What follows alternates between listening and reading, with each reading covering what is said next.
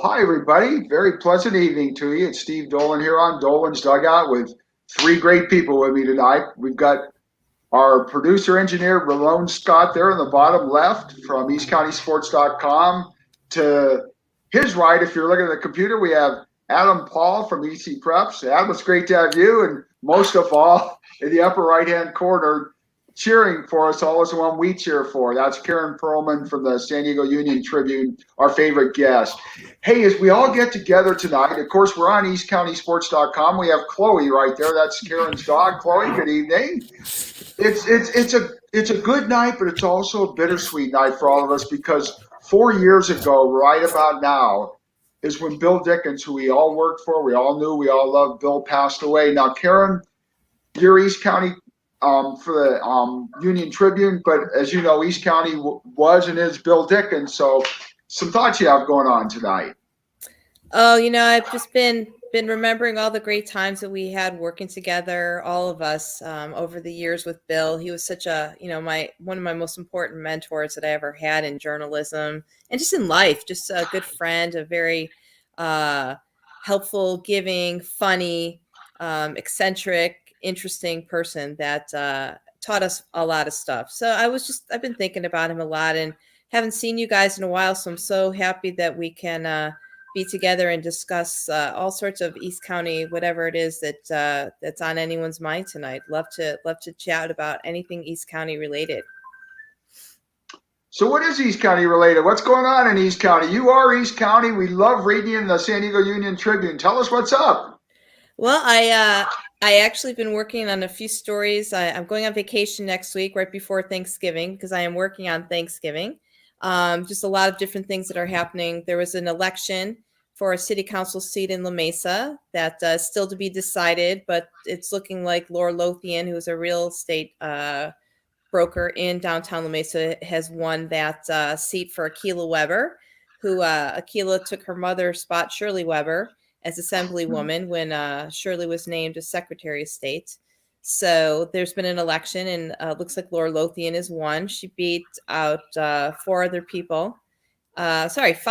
other people that were running for that seat. And it's only like a year seat. And then we'll see what happens after that. So I actually interviewed Laura today. And I also am doing a story. La Mesa has a new communications manager. Her name is Perry Story. And I'll have a little story on Ms. Story, I think this weekend. And what else is going on? So Santee's got a new community center coming. They said no mobility bird scooters can come into the city. They've had a lot of really interesting things going on in Santee lately. Lemon Grove has a meeting tomorrow night with nothing very interesting on their radar, but they've had some interesting meetings. They have a new council person who's created quite a stir over there. I recommend listening to a city council meeting or two so you can hear the gist of what I'm talking about. And then El Cajon, we've got the same usual fun bunch over there. A lot of different things happening down in El Cajon. We've got Bill Wells doing the mayorship thing and trying to keep it all together over there. There's a homeless run event to bring light to the homeless youth of East County. That's happening on Wednesday morning, and he's going to be speaking at that event down at Prescott Promenade. So yeah, there's a lot of other stuff going on. I have to check my stories because I'm always busy writing something, and it's like the one thing's going in the future. I can't remember what I did the 25 stories I did last week. I can tell you that on Saturday I covered a really nice veterans event at Mount Soledad.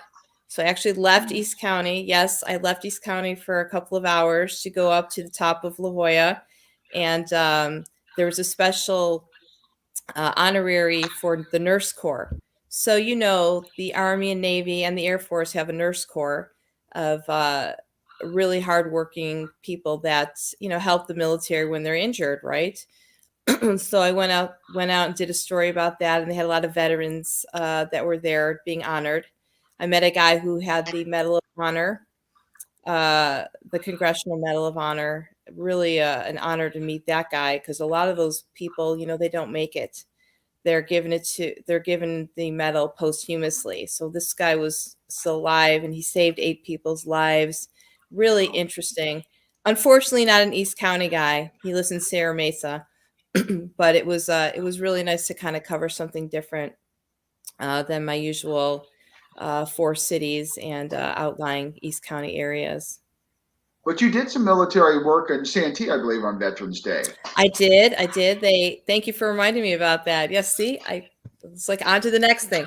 Yeah, they unveiled their new Veterans Memorial and they renamed that bridge at Mast, that off of Fanita Parkway that goes over one of the lakes at Santee Lakes.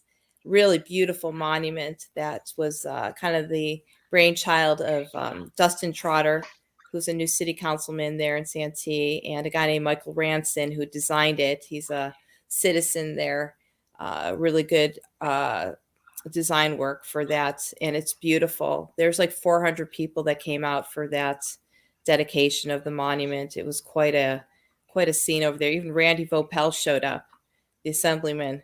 Brian Jones was there. Yeah, we had the whole city council. Well, Laura Koval was not there, but the rest of the city council was there.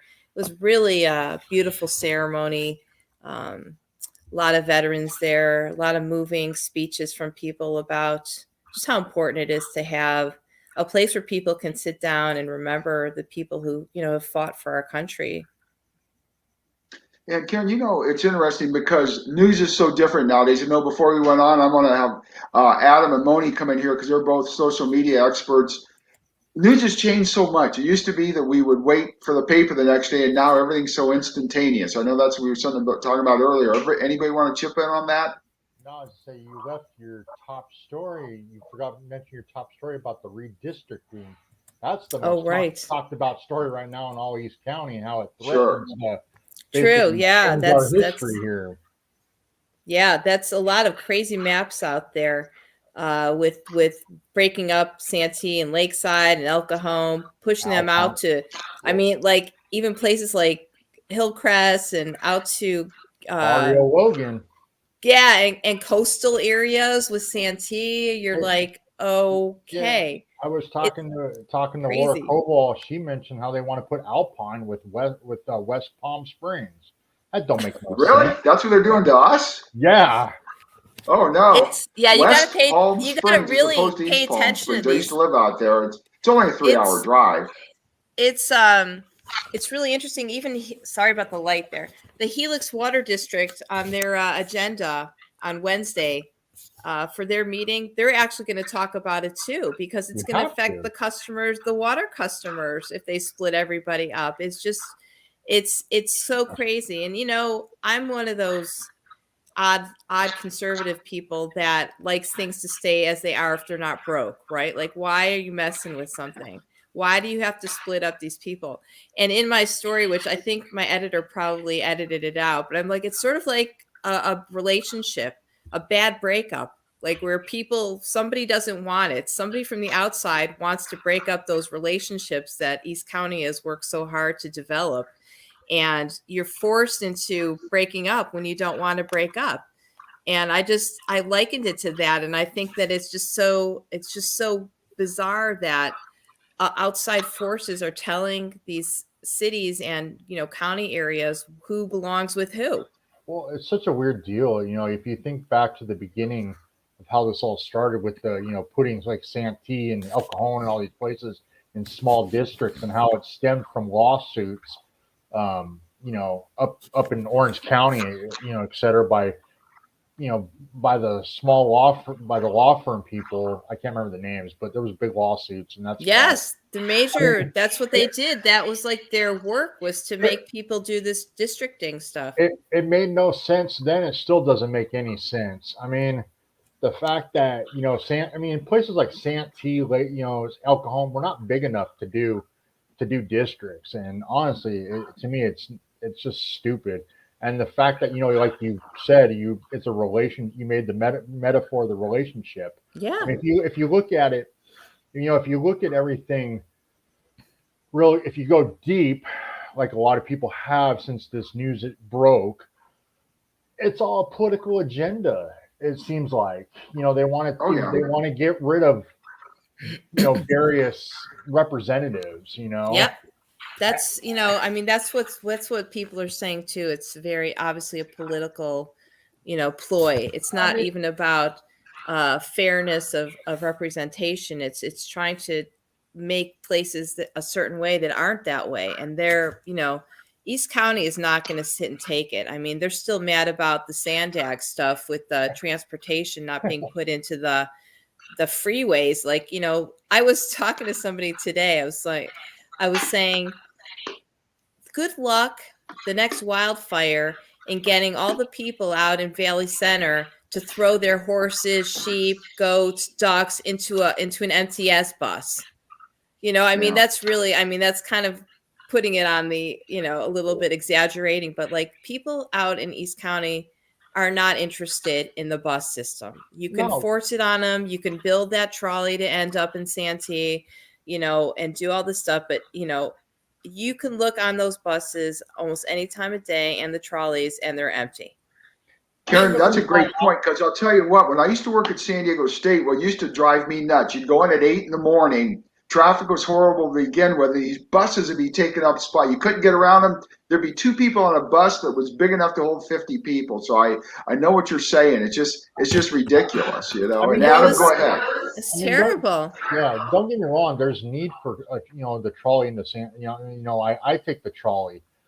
Sure. Especially when I was working for Elite a lot, and I would have to work downtown or Petco Park or something like that. But I went back and I rewatched the replay of that Sandag thing that they had at the Santee City Council, and then talking to other people, some people who happened to be there. I was like, they want to put a bike lane to fix the 52. You can't fix the 52 with just a bike lane. I mean, come on. Yeah. The grandiose plan in a really different world, it would be great. But the reality of it is that people aren't putting on their business suits and hopping on their bike to ride up to Sorrento Valley for their day job, and then coming home at night in their suit on the bike. I mean, and you're not going to tell a grocery shopping 80-year-old woman to hop on a bird scooter or something and bringing her groceries back home. I mean, it's not realistic for a lot of people. And I'm just, an old 55-year-old. So, I'm sure the younger crowd maybe could handle, a couple bags of groceries from Albertsons, in each hand while they're on the scooter. But, you're not going to get grandma, with her turkey and, gallons of milk to do that. I mean, it's really not realistic at But all. I'm sorry. going outside of East County, you look at what they did down on 30th Street in North Park, and they put all those bike lanes in, took out all the parking spots. I know business owners down there who are young, and they're like, it's terrible what they've done. Yeah. It I makes went no sense. out to dinner up there, and I couldn't find a place to park. I ordered my favorite restaurant up there. It's called Sips. Yeah. It's a vegetarian restaurant, and I called my order in, and I talked to the woman on the phone. She answered the phone. I called because I couldn't find a parking spot. I said, "Hey, look out the window." And she answered the phone, and I'm like waving to her. I'm like, "It's me in the car. I'm the one that ordered, the chow mein." I said, "I can't find a place to park." And she's like, "Well, you can take your chance and double park and da-da-da." So I drove around like 5 times all through North Park. Like, I went up and down all these streets looking, and it was a Friday night. So that was my fault. But I finally found a spot in like a motorcycle parking, and I'm like, cross my fingers that I didn't get a ticket. But yeah, that whole thing with the bike lanes and the no parking, and North Park is not like what it was when we were younger, you guys. I mean, it's like popping and happening now. Like, everybody's out. It's like a downtown times 2. It's crazy. And so there's no parking there. And I told her, I'm not going to be able to get my food from you. Like, she actually later, she said, I could have just brought it out to you if you had That's cash. what you were trying to do. Yeah, Karen, it's funny when you talk about that because you talk about downtown. I'll tell you what, I did the Padres, I did every game home or away this past year. Yeah. A Saturday night when the Padres were home was impossible, but even a Saturday night when the Padres were on the road was almost impossible because, people were locked up for a year and everybody's out now. And it's funny too, because when you talk about the bike lanes and all, something that kind of cracks me up. Isn't it supposed to be like in 10 or 15 years, everybody in California is supposed to have an electric car? which is great, except when you consider out here where we live in Alpine, you'll have these power outages during the summer. We don't have enough electricity to go around during the summer when everybody's using air conditioners. So where's all this Right. power going to come for all these electric cars? I mean, that was my problem. As you know, I worked in government for 16 years at San Diego State, and your issue is you have too many people who analyze stuff to death. If they by the time they're done analyzing, nothing is. I'll give you a good example. A friend of mine, I explained to him what working with government was like, and he's like, what? He went to a meeting once. They had 7 items on the agenda. He called me the next day. He said, when I left there were still 7 items on the agenda undecided. I'm like, that's the way government works. They can't make up their minds to save their lives. Well, but if they made those decisions, they'd have nothing on the agenda. They'd have nothing You guys to do. got nothing to worry about, you guys. I don't know if you've heard this, but there's an infrastructure bill. We're going to spend $1.3 trillion. We're going to be just fine. It's going to be the greatest thing. I tell you what, we're going to get to everywhere we need to be. We're not going to need any gas. This is just the greatest thing, this $1.2 trillion. I know I've got money to burn, and boy, I'm just thinking about selling my car right now and moving forward with my life. No, like, Yeah, so Moni, you know what? I see, I get that, I get your facetiousness, but honestly, I always go back to the people that are living, in Valley Center, in, at Lake San Marcos, out there in Alpine, in the boonies. Like, how are they going to get all their farm animals out there? How are they going to get the farm? Are you going to hop them onto the coaster in Valley Center? You're going to drive them over to the coaster and put your cows and chickens and horses and whatever else you got on the freaking train? Come on. Yeah. And Moni, let me tell you something about that great infrastructure bill. We're not all urbanites living in a 20-story high-rise that are just going to hop on the trolley.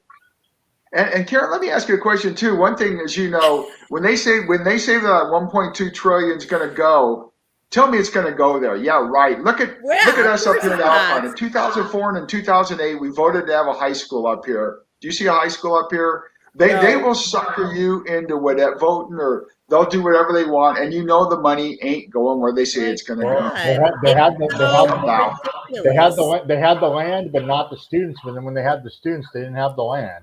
I mean, but you know what, Adam? We voted on it twice, and the sad thing is, a few years ago, we had one on the ballot to help the elementary school, which really needed help, and people voted it down, just knowing that whenever you pass a bill, the money ain't going where you say it's gonna go. Let's be honest. Steve's still mad. We had to change the clocks back last week. Well, look at that. There's another government thing for you. 3 years ago, we voted to stay on the same time schedule and not to change time twice a year. Congress. 3 years later, we still haven't done it. I mean, government can pass all these silly, laws, but then something big like that affects everybody, they can't do anything about it. Really? 3 years ago. Still in Congress. By the way, I want to shout out there to PJ Panabianco. Thank you for your comments about that. I think that's really a true story too about home ownership. And I honestly, Adam, I think it's great that you took the trolley, and I would love to be able to take the trolley, except this thing goes with me. No, I understand. She goes with me all the time right here, my dog. No, I understand that, but I can't get my dog on the trolley or the bus. I can't go anywhere. Even Karen Pearlman can't take her. Couldn't you just wave your Karen Pearlman card? Well, don't they know right? who that is? Yes. Not you. Don't they know who Chloe is? I mean, you would think. Come on. You could, but I mean, because I see people bringing their dogs into Walmart and everything. I mean. Yeah, but you know what? Yeah. They'd boot me off the train or the trolley if I had my dog with me. No. But being all serious, I mean, don't get me wrong. I would have loved it, like you said, Steve. Trying to find parking down there was insane. So that's why I was like, you know what? I'm going to get off at a decent time. I'm going to take the trolley. I mean, it was fun. So I parked at the El Cajon trolley station. Took the trolley down to Petco, or even Qualcomm Stadium when we used to work the Charger games on Monday and Thursday nights. I mean, it was Yeah. just a lot easier to do that. Yeah. And Yeah, I'm but- going to be covering Comic-Con. I've never been to Comic-Con, by the I way. mean, I love comics and cartoons, but I've never been to Comic-Con. But I'm the- going to be the- working the next Saturday, the 27th, after Thanksgiving. So I'm fake probably going to take the Comic-Con? trolley down there. Yeah. You know? No, it's worth it. The only problem, Karen, that I've had, I mean, I used to take it to the Padre games. Two issues. Number one is with COVID and all. I mean, a lot of people don't obey the COVID rules on there, and it's kind of sketchy. Number two, the darn games are going so late. I mean, the games. I used to take the trolley and get home by 11:30, and now Yeah, when I those drive games- down there, I'm lucky to Those get home by baseball games 11:30. are like 5 hours now. Oh, it's ridiculous. They got to do Where's something bring about back it. I mean, Randy Jones and the hour and a half baseball games, Oh, for God's oh, sake. yeah, it's funny. Everybody talks about the time that him and Jim Cott pitched a game that took an hour 29, which is true. But It's what the people best. don't know, Jim Cott told me this. I worked with him on the MLB Network several years ago. He used to pitch for the Twins. He said, yeah, everybody remembers we pitched against each other. The game took an hour 29. But what they forget is we pitched against each other again, and the game took an hour 41. Wow. So they pitched two games against each other that totaled Mhm. 2 games for 3 hours and 10 minutes total. And nowadays, you're lucky if you can get one game in 3 hours and 10 Yeah. minutes total. Right? James And that's Kitty. why you can't take the trolley. Kitty Just get home at 1 in the Katz. morning. I remember James Kitty Kitty Cott. Oh, Katz. yeah. Yeah, By I the worked with way- him on the MLB Network. Great guy. Chris Davis, thank you. That's a very good idea. Maybe I'll claim that Chloe is a service animal. Well, She is my emotional support. It So really could be. Well, that's I mean, true. That's true. Anyway. Chloe does provide emotional But support. no, for I kids. mean the whole thing with the infrastructure and everything. I don't know, man. It just they're supposedly now they're gonna possibly put the mileage tax supposedly on the ballot, and hopefully we have enough smart people to vote that down. yeah, that's Maybe not. that's a What whole happened other with 12 thing. cent? Adam, maybe not. What happened with the 12-cent gas tax we voted ourselves on? We had a guy who's now in Biden's administration who on the ballot put, who rewrote the language on the ballot so that it passed. Yeah, So I mean, there's enough dumb people out there that if you word it the wrong way, they'll vote for it. Well, the problem was with that, like you said, it was written such a malarkey way that a guy like me who actually pays attention to that stuff had to take a double take and make sure I wasn't voting the wrong way. I mean, Yeah. if people like us who pay attention to it and you Yeah. write about it have to Yeah. take a double take, there's something wrong. A lot of times, like Santee trying to get ahead of the marijuana, they're like, let's just write our own because they're going to come and write, the citizens are going to come with their own initiative and we got to have something ready so we can put that on the ballot. But the problem is when you do that too, it's confusing for the voter. It's like, which one do I vote for? Are they both the same? If I vote yes, does that mean I have to vote no on the other one? Or, it's just like, it's very confusing for people. And like, again, it's even confusing for me. And I write about this stuff and Yep. you who pays attention to this stuff, you guys are, well read and you research things. And even we get confused about stuff when it's like that. So imagine like your typical voter that's, hasn't seen anything except somebody's, campaign flyer up on a fence somewhere, doesn't know anything about what's going on, just makes their best educated or non-educated guess. It's scary. And, every vote counts, a lot of people are like, oh, it doesn't matter. It does. It does matter. It does. I mean, I've seen races, and Adam, you have too, where, the votes 5 or 6 one way or the other, won it or lost it for somebody. Yeah. Dustin Trotter, And you some know? of the- Dustin Trotter, yeah. And Karen, in the smaller places like where I live beyond Alpine and all, you get out in the Mountain Empire District and all, Boulevard, they have ties. Yes, I covered one at that Mountain Empire. That was it, the school board or something? think it was, I yeah. covered that thing. That was like, I mean, they were tied or something. It was just Did they flip nuttiness. a coin? Yeah, it was really, and it was on Zoom too because they weren't. They were in person, but the people couldn't be there in person. The residents and the viewers and whatever, they all had to watch on Zoom where they did the coin flip. But yeah, that's how it happens. And then there Wow. was that Ramona water board where the guy Oh, died. Yeah. And it was like, I mean, like the craziest stuff happens, and then you have to appoint somebody or whatever goes on. I mean, so every vote, really does matter. I'm a staunch believer. I've never missed an election. Oh, no, not since No, I haven't either. since I've been eligible to vote. Yeah. No, I haven't either.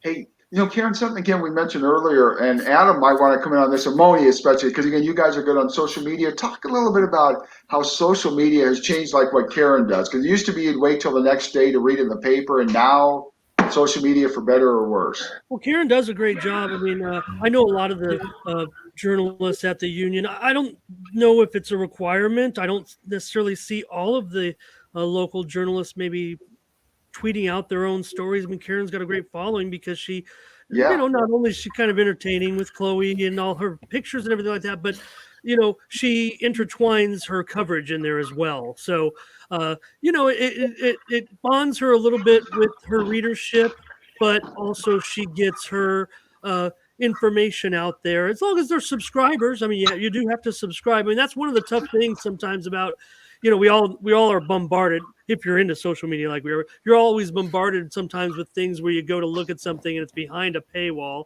Probably should get the San Diego Union Tribune. I just think it's, for me, a requirement. But Karen sends her stories out there on her link, and that way, I'm not sitting there. Someone who does not, I know you all still get the physical paper, and I just use it, on the phone, right? So Yeah. sometimes if I'm just looking at the stories, I'm not saying that the Union Tribune's app isn't perfectly organized. Sometimes I can scroll down just, 8 or 9 stories on the page, and all of a sudden there's a date on there that's like 2020, and I'm like, how is this algorithm working? Yeah.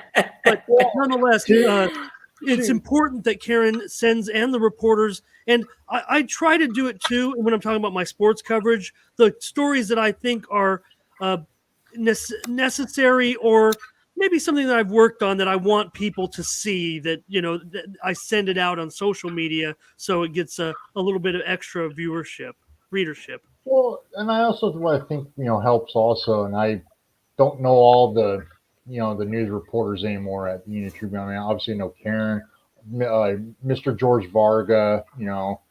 They're personable in person. I think that's what really also brings in readers, your subscribers and your readers, because out here in a small community like us out here in East County, Karen, you can walk up to her if you see her out in the grocery store or covering a story. You can say hello, and she's not going to be the B word or a mean person, and to you, hopefully, anyways. But No. some of these TV reporters, they take themselves, or reporters in general, a lot of them take themselves too seriously. Yeah. You meet them in person, and they're not very nice when you wouldn't think that. And I think it's what we're going to say about social media. So I think that there's so many ways to get information now. Yes. So there with so many choices, and some of it's free, some of it, you do have to pay for, but some of it's free. I don't want to say you get what you pay for, but a lot of times you do.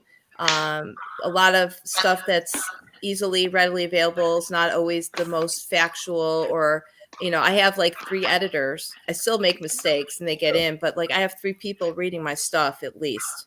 So there's some level of, somebody looking over for factual errors, obviously grammar, punctuation, spelling errors, but just make sure that it's, jibing with what's reality. But you get a lot of people throw stuff up there that's like hasn't been researched, and or there's all sorts of egregious mistakes, like crazy things like how did that even get in there? But everyone's always in a hurry to be the first one, and I think that's the social media faux pas. It's like, I would rather be late and be right than be first and be wrong. Karen, great point, because it used to be you wanted to be accurate. Now you want to be first. Yeah, and it's interesting too. What's weird about being first too, and I know we talked about this earlier before we went on the air. As you know, I work every Padre game home and away. I do statistics for Valley Sports San Diego. It's interesting to me because, like, sometimes Kevin Acey will break a story at 2 or 3 o'clock in the Union Tribune, and it'll go online, and some people will see it. But then I'm hearing it on radio or seeing it on the 5 o'clock news. And the funny thing is, those people who read it from Kevin and all his work are acting like it's their story. And it's Yeah, just funny how that works. Is that that you is break a that's story, and yet so many hard. other people are taking credit That's a for it. that's a really tough thing, and I've had that too, where I see, I'll cover something that was breaking, and later I see, and I don't always get credit for it, or the Union Tribune doesn't get credit for it. So, it's just part of what, you hope people do the right thing and give you, the props, if you did the research and the legwork on it, but it doesn't always happen that way, and it's just something that you're just kind of like, it makes you mad or frustrated, but what are you going to do? It's like, that's just social media for you now. You put it out there, and then it's available to whoever wants it, including your competition. Well, it's funny because Adam and I were in a discussion the other night. I brought it to his attention, and he had seen this too. And this isn't related to necessarily a news story, but one of the things that happens, Adam, Adam and I, we watch all these games. We love to still follow the high school scene, obviously. But one thing that is happening a lot of times now is people want to see these games. They can't always get out to them anymore. And so, I subscribe, of course, to a NFHS. It's like a service where they hook a bunch of free cameras up and they just show the game. It's automated, but it's nice. I can watch a game. Friday nights, I hardly even go to a game anymore. I just put all my TVs on 6 or 7 high school games, and I've got my own little red zone. It's actually better than going out to a game.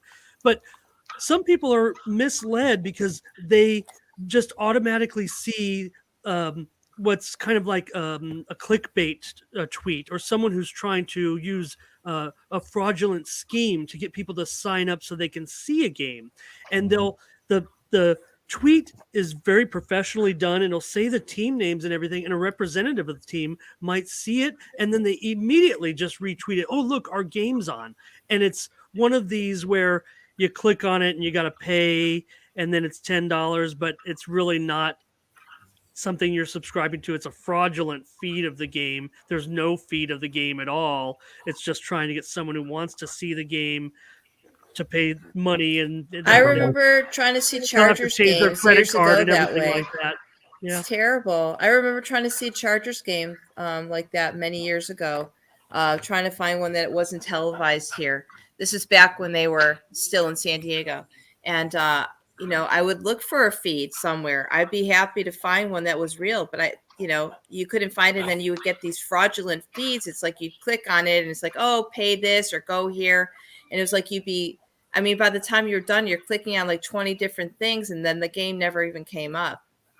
That was frustrating as the get out. And it's distinguishable maybe if I'm not saying I guess I could be susceptible to it too. I feel like I have a keen eye for it. And when I see the teams, I don't even go on because I'm not the type to even respond like, hey man, you're retweeting a fraudulent link. I hope none of your any of your followers are misled by this and click on it and get into a situation like that. But I tell you, the thing about social media, look, we mentioned Bill, and there was a time, where I thought about maybe getting away from reporting and journalism. I'm not saying I had lost interest, but I was busy at the time. But social media brought me back, really.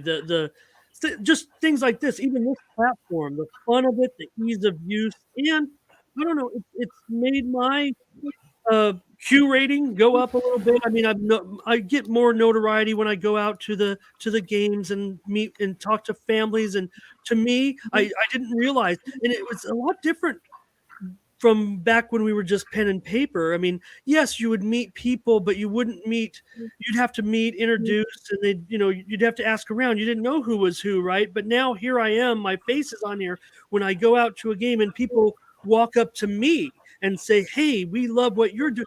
And that to me has been the most rewarding that I've maybe of all the years that we've been doing things like this to have. And Karen, I know you get all the time, but it only really had started to happen to me since we kind of started doing the videos and everything over the last 3, 4, 5 years. And it's really this type of technology that brought me back to it a little bit.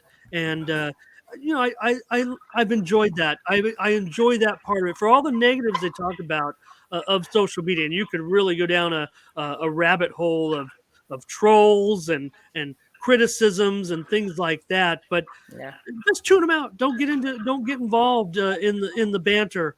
I think sometimes you're only going to frustrate yourself. And Yeah. my point Yeah. is, when someone wants to get into a social media debate, this goes out to anybody watching. When someone wants to get into a social media debate with you, you don't even need to pay them no mind. Why do I want to waste my time with one single person when really what I'm trying to do is spread my information, my good information. I'm a positive reporter, just reporting on sports, but I'm not saying I don't have time for you, but a one-on-one conversation is a lot different now when you're talking to someone you don't know and you're engaged in criticism, an argument or something like that. It's a waste of time. I want to talk to a lot of people at one time and engage with the masses, and to have a one-on-one conversation that is kind of non-important is just a waste of time. So don't go down those rabbit holes and get into fierce debates on social media, because really, unless it just get your gather, if you like that sort of thing, of course. But if you're frustrated by it, there's really no need to engage in someone like that one-on-one. I just don't see. And Monique, if Definitely I take it waste a of step time. further, yeah, because I'm one thing that really turns me off about social media too, because I know people on both sides. I worked at a conservative. I mean, I go to a conservative church, but I worked at a liberal university, so I've got friends on both sides of the aisle. And my problem with it is people on the Facebooks and Twitters and all that do nothing but post politics. Because the problem is you're not going to change people's minds. A friend of mine made a good point today. Let's not get into the anti-vaxxing. I'm not trying to get into that. But he made a good point. He's more on the liberal side, but he said the problem is when you push and push and push and push, he said, think of it this way. If you've got a daughter and she's dating somebody you don't like and you keep telling her, what is that going to make her do? It's only going to make her keep pushing the other way. So people that try to tell you how to live your life that you don't agree with, the more they push, the more you're going to push back by getting further away. You're not going to convince people by pushing when their ideas are safe. I'm really glad that I'm a reporter so that I don't get into political posts at Yes. all. I stay away and I watch my friends post after post after post, both sides. I've got friends on both sides of the spectrum and on no spectrum. And I just can't believe the time wasting that goes on with the people commenting. I look at them and I'm just I'm so glad that I don't get into any of that on my own stuff. I just don't have the time for it. It's frustrating. You're either speaking to the choir, your own people, or you're going to convince people that don't want to be convinced, and that they're going to do exactly what you're saying, Steve. They're going to do the opposite of what you're asking. The more you're pushing them to your way of thinking, no. Yeah. If you and I disagree on waste something, of time. Yeah, it's my whole goal in life. I just want to change Karen Pearlman's mind. I don't care about anybody else. I just want to talk to Karen, and I want to convince her why she's wrong and I'm right, and I'm going to spend 3 hours doing it. Yeah, the more you push, the more she's going to fight her way. That's my friend made a great point there. I thought the girlfriend thing was so perfect because again, the more you try to tell your dog don't go out with that, the more you try to push her away from that guy, the closer she's going to get to him. The more she's going to become grounded. Just to irritate you, for sure. Yeah, and again, that's why I say with people that push politically on social media and all that. The push their ideas. Again, if I agree with them, great. But if I don't, because that's why I say on social media, if you put up your political beliefs, and if you're like me, if you have people on both sides, 50% are gonna agree with you, but the other 50%, all you're doing is turning them off. Yeah. And again, you're not gonna convince them. You're preaching to your choir, or you're not going to convince the other people. Yeah. So what is the point? Yeah. I don't know. It's a waste of time. But it gives gives you something to do. It's like an armchair quarterback. It's you can profess your love for whatever your favorite team is. It's not going to take, it's not going to bring somebody who's a diehard San Diego State fan, such as myself, to turn into a USC or UCLA or whatever other fan you might be. All you're convincing and saying this is so great. Not going to happen. Well, yeah, That's like with the Chargers. I hate the Chargers because they moved out of San Diego. But I'll have some people say to me, well, they used to be in San Diego, so you should like them. I'll say, no, they're in LA. I'll say, but if we're going to play the you used to be in San Diego game, the Los Angeles Dodgers, their manager, Dave Roberts, and their top coach, the bench coach, Bob Guerin, both went to school in San Diego County. So if you're going to use the argument that you should like an LA team because they used to be in San Diego, then you should like the Dodgers because their top two people played high school sports in San Diego. It's a worthless argument. Well, what about the Dodgers are really from New York? Yeah, If you're going to go down that exactly road. Yeah. Maybe Right? my favorite basketball team is the Houston Rockets, right? Or the LA Clippers. Or I still call them I make it a point to actually call them the San Diego Chargers because Oh yeah. I didn't break up with the Chargers. And I still call them the San Diego Clippers. Yeah. Now that's They're my Clippers. But yeah. Well, anyway, we've just about run out of time for that. Let me ask you guys something. I know next week's Thanksgiving week. Do we want to continue this conversation in 2 weeks? Do we want to come back on Monday at 9 o'clock in 2 weeks from now? That'd be good. Let's do We're it. gonna need Just look, Steve. You guys, Steve. I'm gonna make fun of him. He's a little lonely. The season's ended. It didn't end great. He needs some friendship, some companionship after the way things went south there at Petco Park. I need you guys. I need my friends. That's the other thing I was going to ask, though, Stephen. Maybe I'll get that next show. Is when we're talking you get me now. The stories behind the paywalls, the most controversial stories regarding the Padres and other teams, the ones that get the fans, the one that grab their ire is always those ones that are like at the Atlantic, where it's not so much about the X's and O's or the wins and losses. It's the clubhouse gossip, the general manager gossip, and all that. That's what they want to get you. And that's those reporters. I mean, yes, you mean the Athletic? are doing their job. They have sources, and they're using their sources, such as agents. A lot of times, the agents are the biggest sources of the inside info right now in sports, and so they get that info and they pass it off as fact. A lot of times, I'm not speaking specifically of the Atlantic, but not the Athletic. I'm sorry. Yeah, Athletic, me, right? You corrected me. Thank you. Yeah. That's what you're saying. Yeah. But those are behind paywalls, and it's always those controversial stories that it tugs at you a little bit because that's the info you kind of want. It's more interesting in a way, but maybe you shouldn't be paying attention to it. So I don't know. Maybe Adam can help me with that because he's really, like I said, he's the social. Karen is, obviously the most popular of all of us, but Adam's the biggest social media influencer. Yeah, and we're gonna. I want to say the thing about paywalls. I've had a really hard time with that because I think everybody should be able to see the stories that they're interested in. But I have to pay my dog's bills. I have to have a job. I have to get paid. So my, the money I make is through advertising, and the advertising is through subscriptions. So for me, like those behind the wall stories for my paper, especially. That means I can get paid. That, what I'm saying? Like, that's how we make our money. So to me, it's a tough thing with the paywall. Like, there's times I read Washington Post stories or other stories, and I've reached my limit. It's like, and the thought occurs to me, I really need to be paying for the paywall. I really need to get, I want to read these on a regular basis. I kind of wish one more is that I could get the LA Times should be covered under my San Diego Union subscription, but it should that's be for another discussion. Okay. No, I totally agree. Well, we're going to catch up. We're going to catch up in 2 weeks, right? Monday is 9 o'clock. What day is that? Where are we? That'd be the 29th. It'd be the 29th. Are you good? Show the date for Karen there. Are you good on the 29th, Karen? All right, we're all coming back on Monday. For those watching now, we're coming back on Monday the 29th. Next week's Thanksgiving week. We're going to be back on Monday the 29th at 9 o'clock to continue this conversation.